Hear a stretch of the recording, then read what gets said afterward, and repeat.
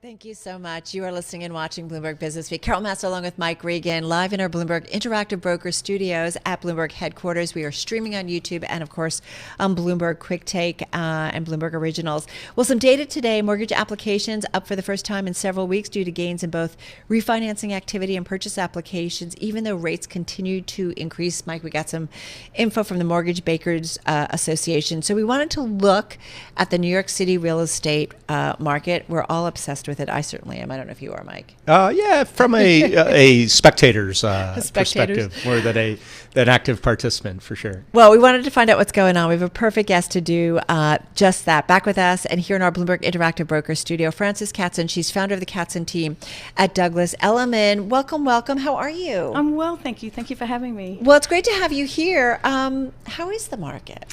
The $1 million question. Or several millions of dollars. Yes, exactly. Exactly. It's an opportunistic market if you know how to structure it. What does that mean? Well, I think that there's a lot of naysayers. Everyone's saying the world is ending, no wage growth, job loss, don't do it, oh my gosh, And I think that's when you want to be buying, when nobody else is. And you need to understand how to structure your deal. Mortgage rates can actually, now they're hovering over 7%. But there was a time when the 30-year was at 8% 6 months ago.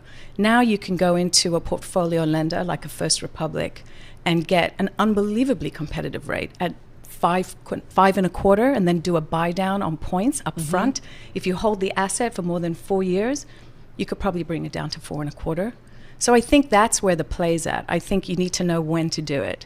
So some properties are sitting on the market a lot longer, though. Talk to us about that. I think there's this idea that if it's sitting, there's something inherently wrong. But actually, product is sitting about 80 days longer on the market. What used to take 3 to 6 months is taking 8 months. And I think that's a question about supply and demand, and more importantly, people trying to time the market. I think that there's nothing inherently wrong. I think there's certain areas of New York right now that are really lagging. And there's no real reason other than the fact that I think there's this malaise and concern about rates. But Frances, what's sitting on the market, is it because there's no interest? Like, I'm trying to understand supply demand. Are you saying there's too much supply on the market now? We're actually down on supply. We're 20.6% off down on supply. So why are properties sitting? I think people are trying to time it. I think people are frightened. They don't know about wage growth, job loss. I think people are scared. I think there's this general kind of hold back. I'm not sure yet. Is this the best I can do in terms of timing it? Is it translating into softness in prices yet? Yes, it's making sellers come to a place where they're taking in the fact that that aspirational number that happened during 2021 and part of 2022 may or may not be happening. And I think that's the reckoning. On average, it's about $300,000 difference on properties between seller and buyer. What kind of properties are we talking about? And when we talk New York City, man, there's the super high end, right? We can talk tens of millions of dollars easily.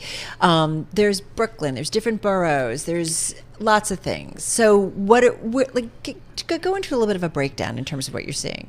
So the entry market usually has the least to spend and the most to lose, and that's between a $500,000 to $1 million.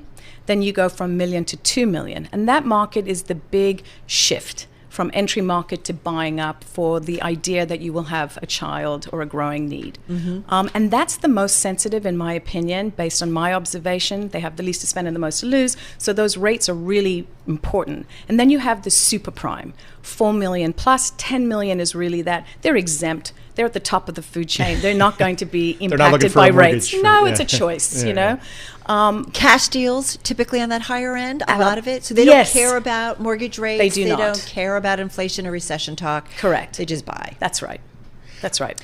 Frances, one thing I find interesting is that the New York real estate market sometimes has sort of a life of its own. It doesn't reflect what's going on nationally. 100%. Yeah. So how does that look today? Is New York in sort of in tandem with the rest of the country, or is it behaving on its own?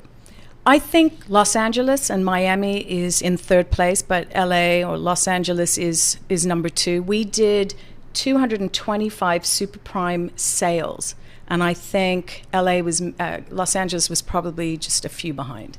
I mean, it's The main hubs of America seem to be holding. The growing markets are Texas, Florida, as we know. No tax state. That's a big deal for growing families who want to get the most out of their investments. But yeah, I think New York has certainly dominated. We've won the crown on the globe as the highest trades for super prime trades, over 10 million.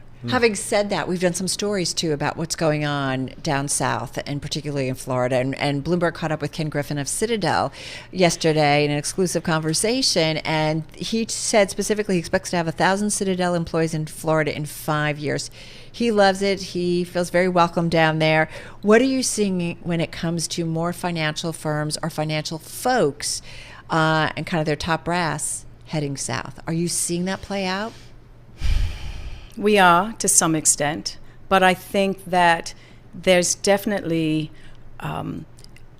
some financial institutions that do want to have a footprint here, irrespective. I think they need it as a global hub, if you will.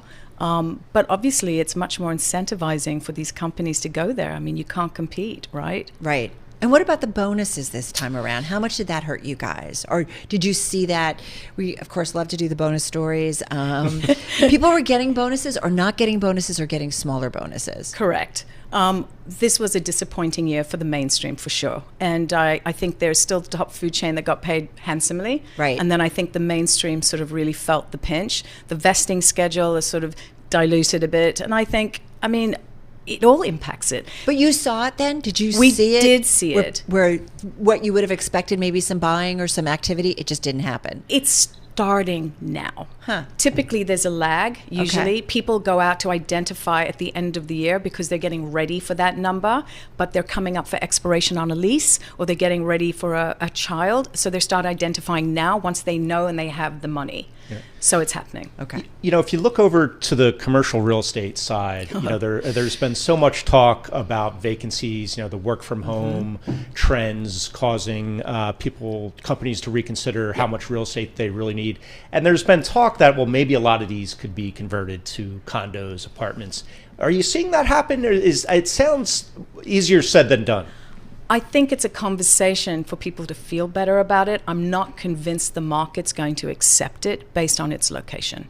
Honestly, a lot of the No one area- wants to live in a high rise in an office. in a area that doesn't have a lot of bucolic Yeah. or store area. I think it's tough. I think it's for pied-à-terre buyers specifically, and they want a full service experience. And I think it's going to be tough to retrofit that, in my opinion. Because there's no transformation. I mean, I think about what happened to downtown Wall Street, and I realized there was a lot of things at play here, but think about how it's become so residential. When I first worked down in that area, it wasn't. It was deserted at night. It's a very different world now. You're quite right. I mean, September 11th, I think everyone said it'll never, ever. Then they instituted the J51 and the 421A to get people back in there. So you're right.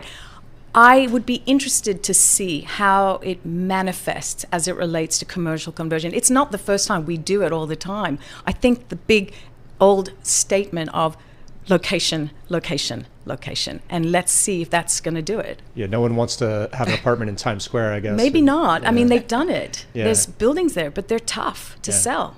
30 seconds left here. What's the outlook, you think, for this year? Is it questionable? Is there some uncertainty, or do you feel pretty confident?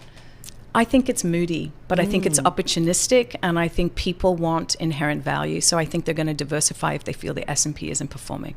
Yeah, that feels about right in terms of the conversations and the market moves that we're seeing. I like that description, moody. I'm gonna steal that for the financial markets are moody too. That works for me. Yeah, moody. Yeah. That I'll take it. Thank you so much. Really delightful. Thank you for having me. Come back. Let us know how things are going love it.